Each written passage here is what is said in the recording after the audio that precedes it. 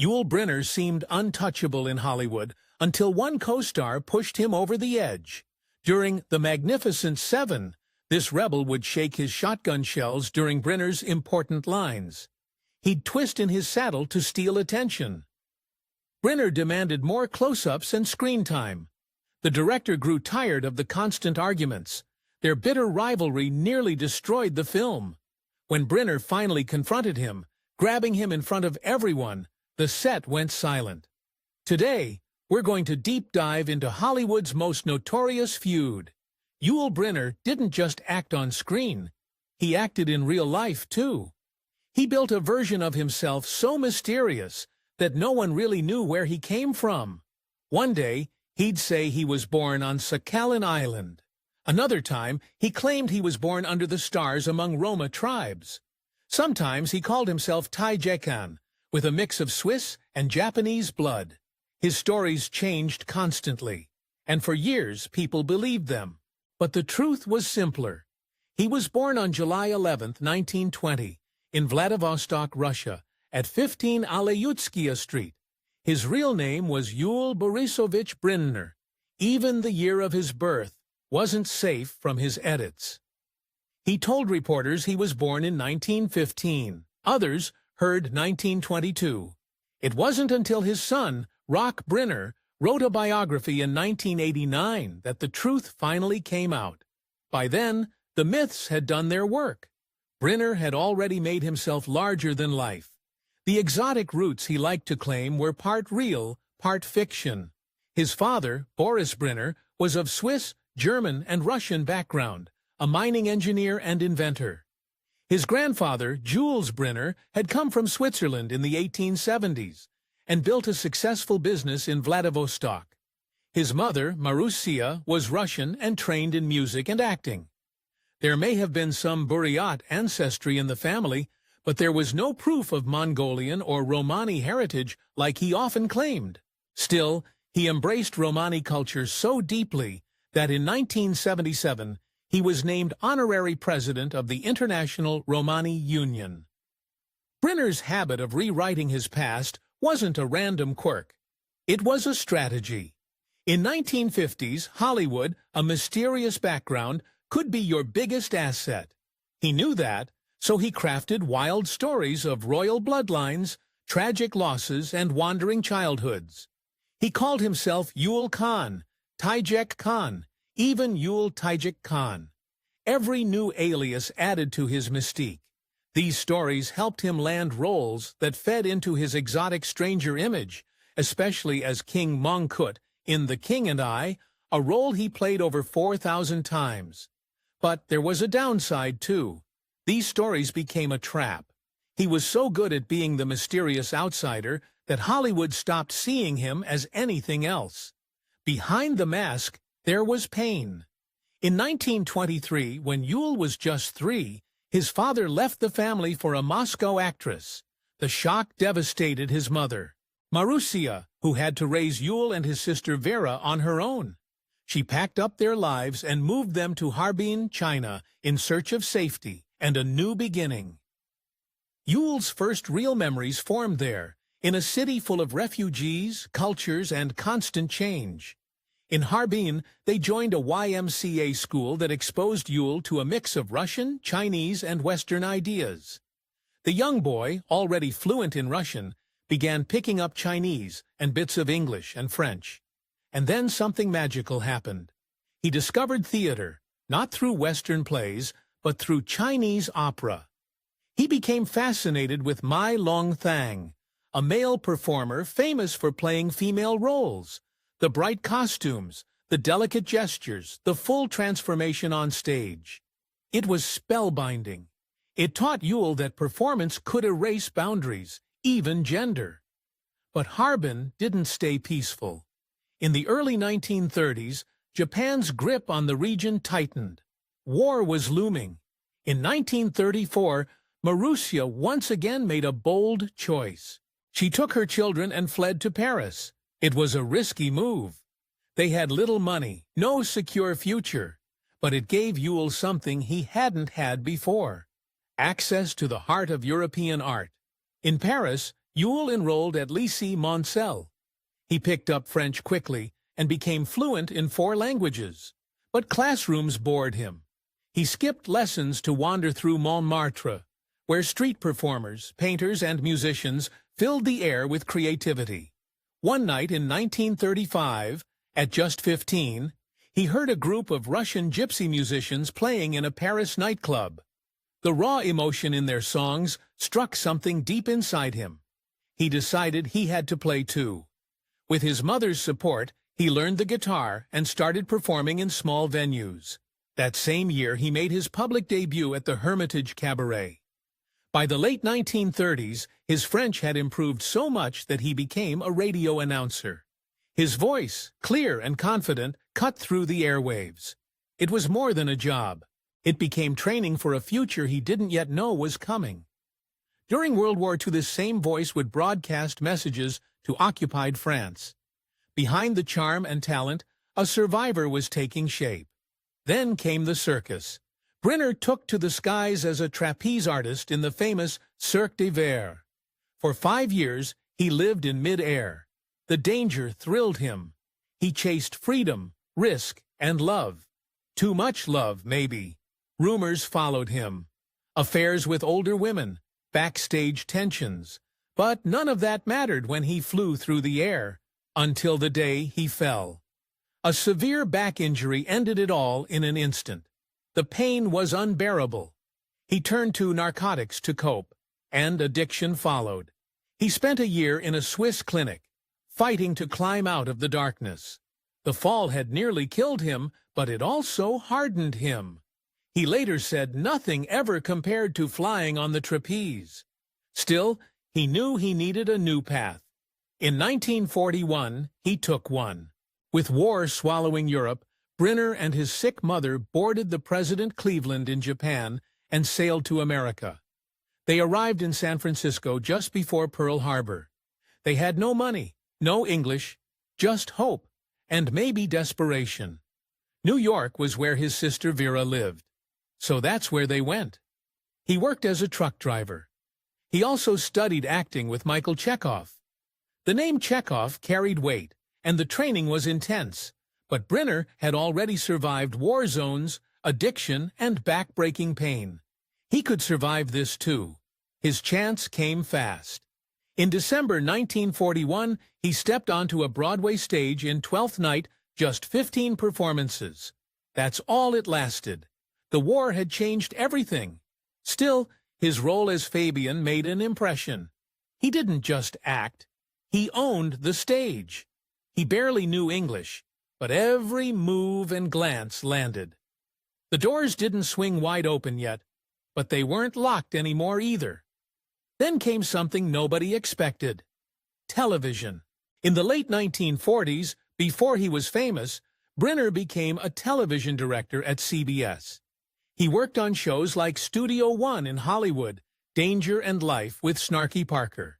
He directed with a sharp eye and a tight budget. He learned how stories were built, where to place the camera, when to cut, how to pace. It was early TV. Nothing was easy. But Brynner thrived. It gave him power over the image.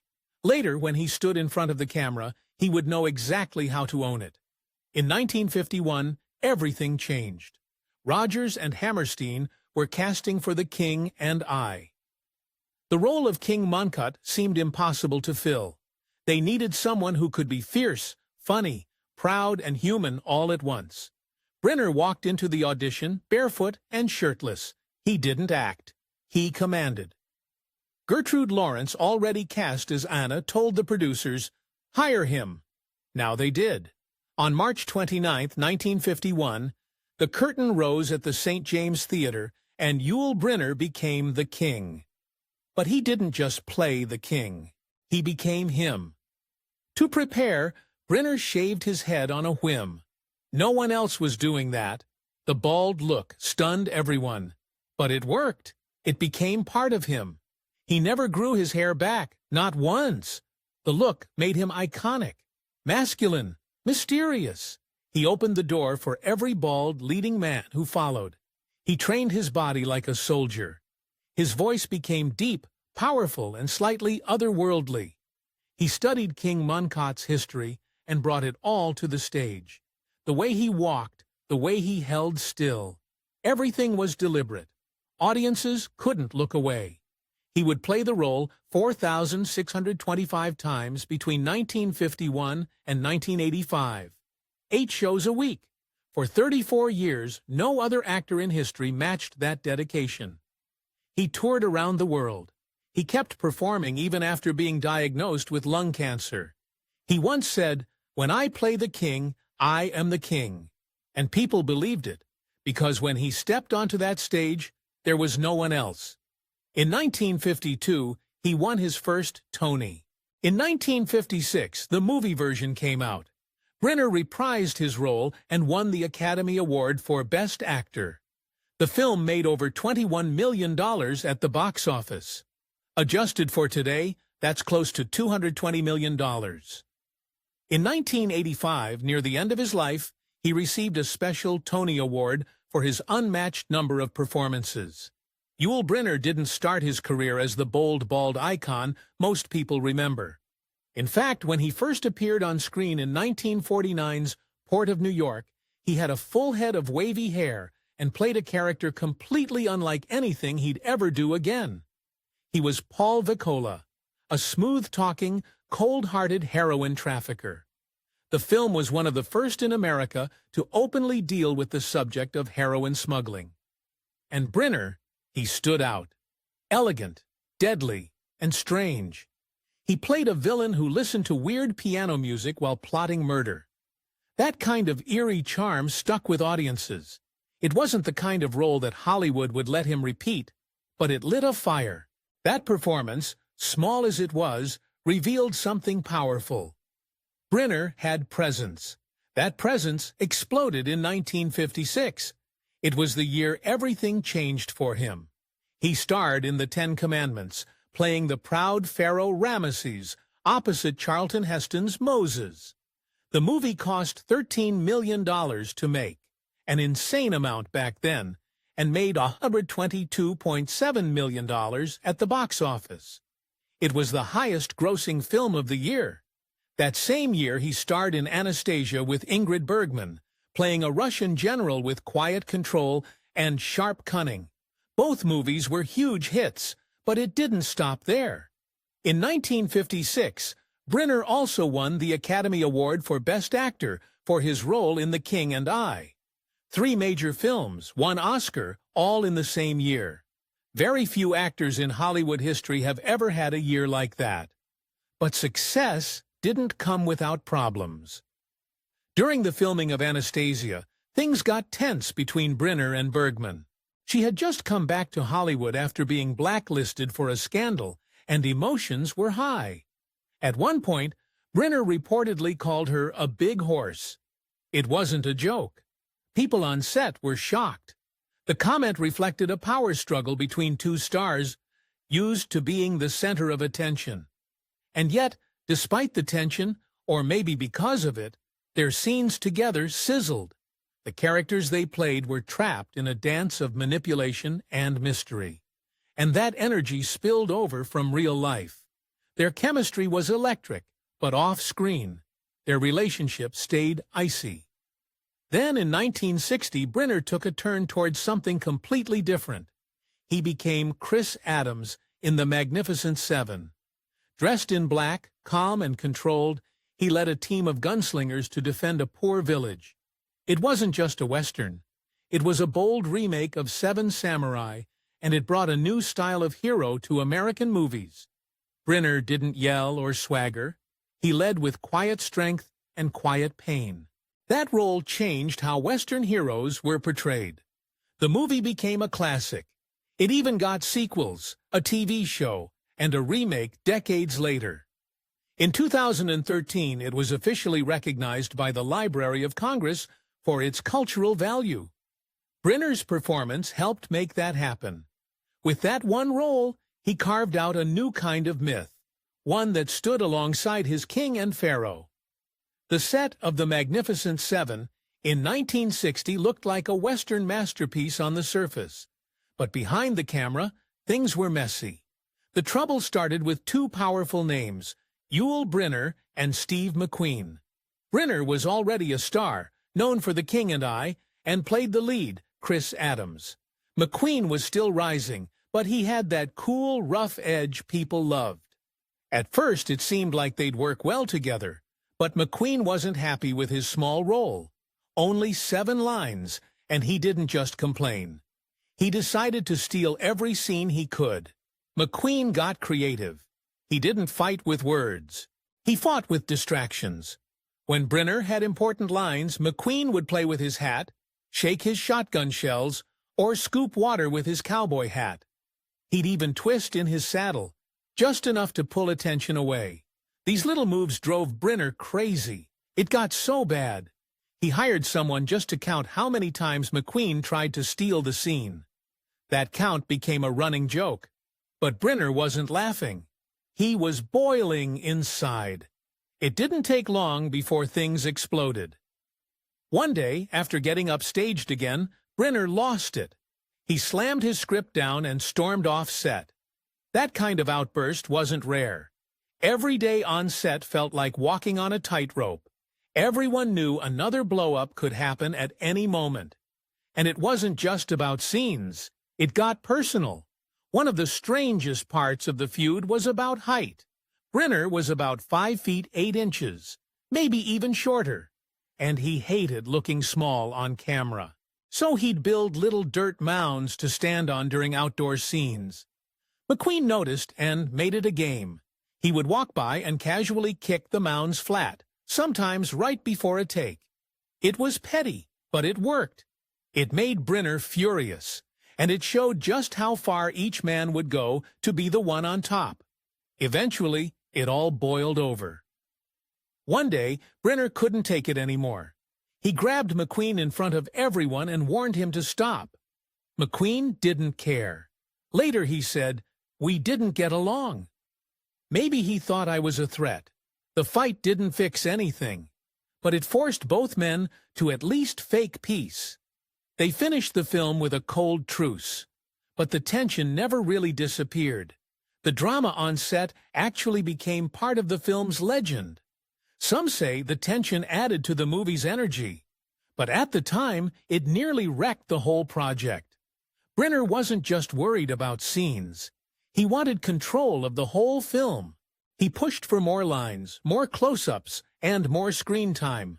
Even the director, John Sturges, got tired of it. Brynner would argue about the script constantly, trying to grab every powerful moment for himself. He even kept track of how many lines he had compared to the others, and he'd push for changes until he felt like the center of attention. It slowed production and annoyed the rest of the cast, who felt pushed aside. He also didn't trust the camera crew to film him right. He would tell them how to light the scene, where to place the camera, and even how to block out other actors. He wanted every angle to favor him. Taller, stronger, more central. He stood on boxes or mounds to look bigger than guys like James Coburn, who was 6 feet 2 inches. It got so extreme that people started joking about it, but they were also annoyed. It felt like the film was becoming all about Brynner and nobody else. James Coburn especially had enough. He was calm, professional, and didn't like drama, but he couldn't stand Brynner's behavior. During one group scene, Brynner got so upset over McQueen stealing the spotlight again that he demanded a reshoot with him as the main focus. Coburn had heard enough. He turned to someone and said he's the biggest damn baby in the West, and he meant it. Even years later, Coburn didn't like to talk about Brynner. The bad feelings ran that deep.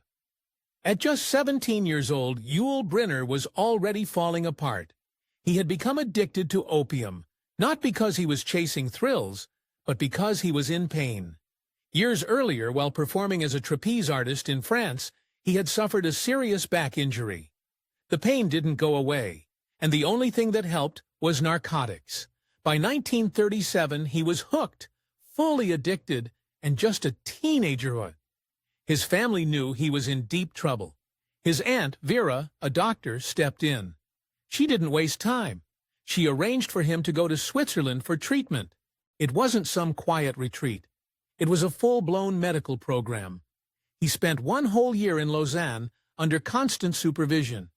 He even went through hypnotherapy. The treatment was expensive, but Vera paid for it. She believed he could recover, and she was right.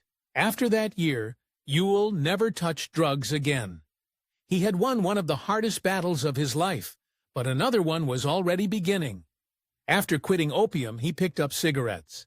It started small, but soon it became just as powerful a habit. He smoked constantly. On movie sets, backstage, at home, he was never without a cigarette. This addiction didn't ruin his career like opium might have, but it ruined something else: his health. Years later, his lungs began to fail. The man who once beat one of the deadliest drugs couldn't beat the one sold at every street corner. In the early 1980s, he was diagnosed with inoperable lung cancer. Still, he kept working. He didn't stop until the very end. On October 10, 1985, he died at the age of 65. But before he passed, he recorded a powerful message. It aired after his death. He looked into the camera and said, "Now that I'm gone, I tell you, don't smoke.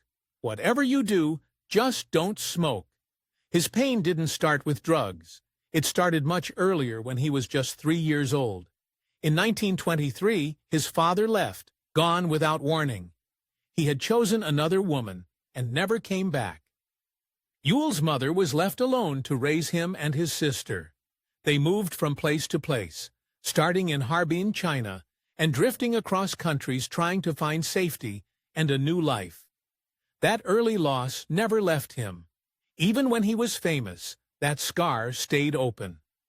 Friends noticed. There were moments when his mask slipped. Tears, long silences, deep sadness. He worked hard, earned fame, but still carried that pain. He barely spoke about his childhood. When asked, he would change the story. One time, he'd say he was born in Russia. The next in Mongolia, he kept people guessing. Not for fun, but to hide the truth. That secrecy was his armor. He didn't want anyone to dig too deep. Even close friends knew not to ask too much. And when someone suggested therapy, he refused. He once said, "The day anyone stretches me out on a couch, I'll be either drunk or dead." Yul Brynner's love life was like one of his movies, bold, dramatic, and full of surprises. He got married 4 times. The first was in 1944 to actress Virginia Gilmore. They had a son named Yul Brynner, the second in 1946. The marriage ended in 1960. That same year, he married a Chilean model named Doris Kleiner. They had a daughter, Victoria, in 1962. Her godmother was Audrey Hepburn. In 1971, he married again. This time, it was a French socialite named Jacqueline Thion de la Chaume. Together, they adopted 2 daughters from Vietnam. Mia was born in 1974 and Melody in 1975. The adoptions happened during the Vietnam War, and it made headlines around the world. But the marriage didn't last. In 1981, it ended, partly because Brynner wouldn't stop touring with the King and I, and partly because of his affairs. Then came the most surprising twist. In 1983, at 62 years old, Brynner married a 26-year-old ballerina from Malaysia named Kathy Lee. They met during a London performance. They stayed together until he died in 1985. His love life crossed countries, cultures, and huge age gaps, and he always seemed to chase the spotlight, even in his private life. But it wasn't just his wives. Brynner had affairs with some of the biggest stars in Hollywood. In the early 1950s, he had a passionate 4-year relationship with Marlene Dietrich. She was 19 years older and completely obsessed. Her daughter said she would even brag about the messy state of her bed after he visited. In the late 1940s, he had a fling with Judy Garland during one of the hardest times in her life. After they split, she tried to save her marriage. Then came Joan Crawford. She saw him on stage and decided she had to have him. Biographers said she was mesmerized. And while filming Anastasia in 1956, he had a brief affair with Ingrid Bergman. Her personal life was already a mess because of her romance with Roberto Rossellini, and Brynner just added more fuel to the fire. These weren't just quick flings. They happened during some of the worst, most public struggles in these women's lives. Somehow, Brynner was always at the center of it, mysterious and magnetic. His family was just as complicated. His first child, Rock, was born in 1946. He grew up to be a writer and a historian. In 1959, Brynner had another daughter, Lark, with an actress named Frankie Tilden. He supported Lark financially, but wasn't very involved in her life. Then came Victoria in 1962, who became a fashion consultant in Beverly Hills. Mia and Melody, the adopted girls from Vietnam, were part of the most dramatic chapter. Melody even survived a plane crash near Saigon before coming to the United States to live with Brynner. The adoptions were a mix of kindness and publicity. He cared, but he also made sure the world noticed. When Brynner died, his kids were scattered across the globe. They had different lives, different mothers, and different memories of him. But together, they showed the strange global family he created. There was another twist. Brynner lied about who he really was. He told people he was born on a remote island. He said he had Mongolian blood. He claimed to be a circus performer. None of it was true. After his death, Rock decided to find out the real story. In 1989, he published a memoir and exposed everything. Brynner had actually been born in Vladivostok, Russia. His father was a Swiss-Russian engineer. His mother was Russian. Most of the wild stories were just things he made up to keep people guessing. Rock's book was part love letter, part rebellion. He respected his father, but he also wanted people to know the truth. He pulled the curtain back on a man who spent most of his life hiding behind it. Yul Brynner looked like a king. On stage, in movies, in photos, he was powerful, proud, and in control. But at home, things were different. He wasn't around much. He did The King and I over 4,600 times. That kind of schedule left no time for being a full-time dad or husband. His third wife left partly because he wouldn't stop touring, and his affairs never stopped either. Still, he tried. He gave money to Lark. He gave Victoria a luxurious life. He adopted Mia and Melody, maybe to build a real home. But the truth is, his work and fame always came first. Yul Brynner had always been larger than life. But in September 1983, just hours before stepping on stage for his 4,000th performance of The King and I, his life took a painful turn. Doctors told him he had lung cancer. It was inoperable. The tumor was too close to his heart. There was nothing they could do.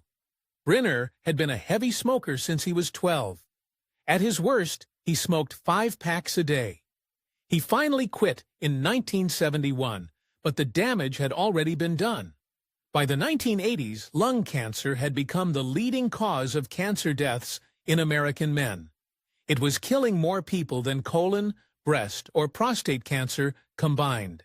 And now it was killing him. But instead of hiding, Brynner did something brave. He turned his illness into a warning. Before he died, he recorded a short video that would air after his death. In the ad, his eyes locked onto the camera. His voice, deep and serious, gave a final message. Now that I'm gone, I tell you, don't smoke. Whatever you do, just don't smoke. The commercial first aired in 1986. It was only 30 seconds long, but it hit hard. Millions saw it. Many quit smoking because of it. Brynner, once known for his powerful roles, had given his most important performance in that half-minute message. His words still echo in anti-smoking campaigns around the world. On October 10, 1985, at 1 a.m., Yul Brynner died in New York Hospital Cornell Medical Center. He was 65.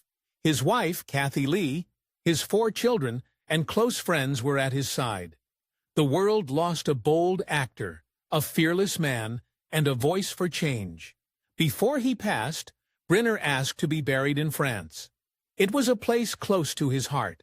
He was laid to rest in the small cemetery of the Abbé Royal Saint-Michel de Bois-Aubry, near Louzet, between Tours and Poitiers.